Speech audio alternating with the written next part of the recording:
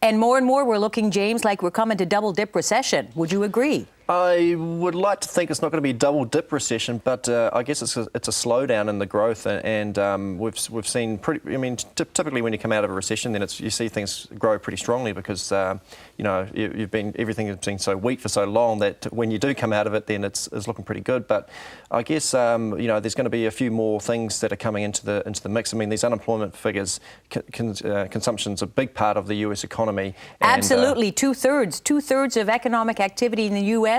is consumer spending, and they are holding on to their dollars. Retailers are finding it pretty tough, and I guess that has a big impact on their growth. So tough. Let me jump in. I was amazed to see on the news last night that retailers in the U.S. are now offering things for sale for 1 cent. 1 cent sounds like a pretty good deal. And I mean, when you look at some of the for us here in New Zealand, in the meat industry, then the McDonald's and the Burger Kings of this world, and they've had a lot of success out of having value meals over the past sort of 12 to 18 months, and that has an impact on us because we're not getting the sort of the premium for some of our products. So that's something that's going to go forward from here. So what should farmers here, Jeff, be watching for over the coming months in terms of the U.S. economy? What are the things to be on the red alert for? Really just those unemployment numbers. Until they start picking up, as James said, you end up with weak consumer spending and it just flows right through the economy. But there's no easy fix. I mean, it's like having a person who's perhaps obese, had a heart attack, they've been in, you've had immediate surgery, and you're in this kind of recovery mode. And the problem for Obama is he needs to kind of get rid of long-term debt, but in the short term, you don't know if the patient's actually going to make it. Are they able to get out of the hospital bed and walk by themselves? Up until now, they've had a lot of stimulus, and as you start to take that stimulus away, is the patient strong enough to survive? That's the question that everyone's worrying about, and that, hence the talk about a double dip. We don't think it's going to be a double dip recession. But if the policymakers make wrong calls, you end up with what happened in Japan when they start raising taxes, cutting back spending at the wrong time, which then, did create a double dip recession in the 90s. So. And when you look at the US housing market, then it's been going slow. Yeah, it's been slow, but it's been going okay probably for 6 to 8 months now, but over the past month, then the US government stimulus in terms of their first home buyer tax advantages and that sort of thing have dropped off, and the housing figures have just dropped off completely following that. So I think we're going to see more weakness out of the US market, and of course for us here in New Zealand, it has the biggest impact on our dollar, and for exporters, that's not good news. We're likely to stay strong against the US for a while yet, and I'm not picking it to fall out of bed significantly anytime soon. So what should our exporters be thinking about doing now, knowing that this is the writing on the wall? Being ready for a couple of a tough 18 months to 2 years ahead of them. I can't see the dollar improving significantly in the near term, unless, of course, we see a major shake-up in the international financial markets, and that's not something that we want to see at all. I think what says it all for me is Arnie Schwarzenegger, the California governor, has now put 200,000 state workers on minimum wage for the month because they can't button down their budget. It's like $19 billion deficit. That's the problem. I mean, you've got this deleveraging since the financial crisis. You've got governments trying to pay down debt. You've got states, individual states in the US with budget problems, and individuals with high levels of debt. When everyone's trying to repay their mortgage or pay down debt, you get weak consumer spending. So one's a short-term fix and the other one is the long-term one. And California's living beyond its means. I mean, most of the US states, places like Michigan and New Jersey, if you look at the state pension schemes, they will all be bankrupt in about 8 years because they signed up deals a number of years ago, and California is a classic example of paying teachers and firemen nice, lucrative pay packages and pension packages, which they can't afford. Yeah, so it's really a paper tiger for a lot of people now, isn't it? It is. Yeah. I mean, someone has to pay that in the end. There's no such thing as a free lunch.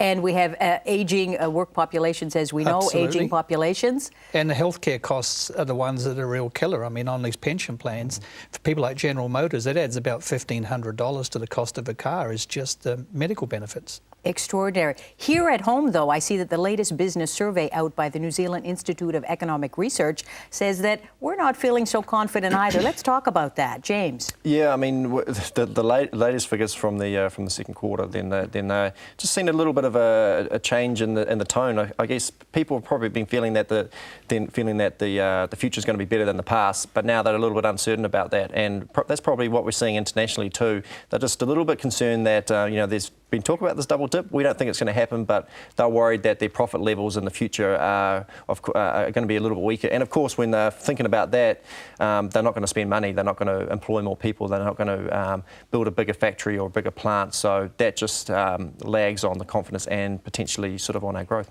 Over to South Korea, where the Prime Minister now has just left. He's off to China, which we'll talk about shortly. But South Korea, that could be very good news, a free trade deal, couldn't it, for our beef exports? Yeah, well, agriculture in general into South Korea. Timber, log exports big into South Korea.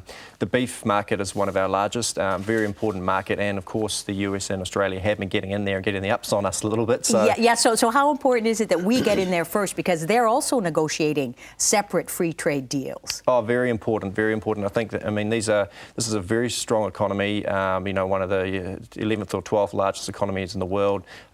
We can sell some of our premium products into those markets. These are the places we do want to be exporting New Zealand agricultural products. So I think it's very important that we are able to get the first sort of foothold into that door. Let me ask you though, Jeff, is it all win-win when you do deals with giant powers like this?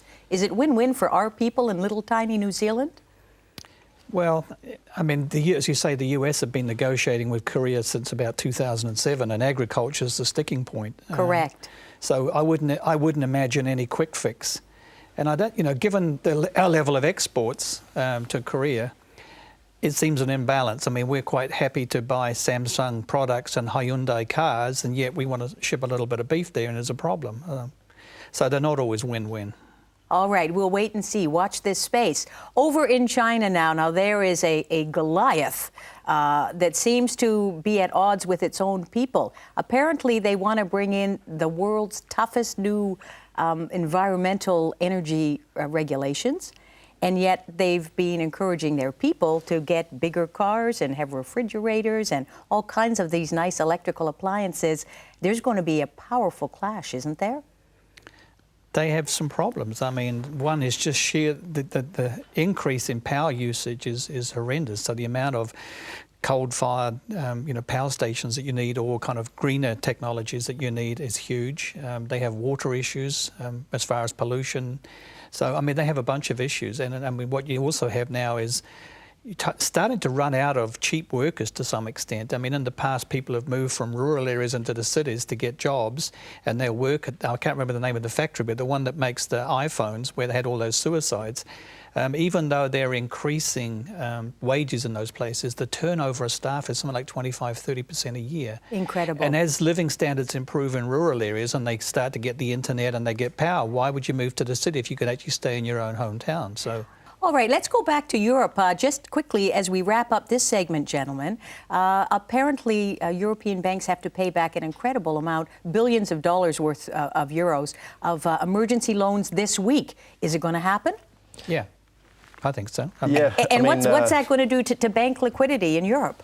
There was some fears last week there was going to be a real suction on liquidity. That didn't happen to the same extent. The European Central Bank managed to roll over some of the loans, and the situation was not as bad as what many were fearing, and that was really, really good news.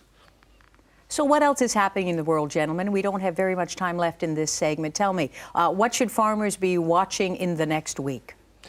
In the UK, I guess there's the pound is still pretty weak against the New Zealand dollar, and unfortunately we're going to continue to see that for some time yet, I believe, and that's going to be a problem for our sheep exporters. The UK economy's got some things to work through, and New Zealand's relatively better than the UK, and that's going to be the issue, and we're not picking it to change over the next sort of year to 2 years, perhaps even longer. So for the sheep farmers, then that's something they've got to watch closely and prepare for.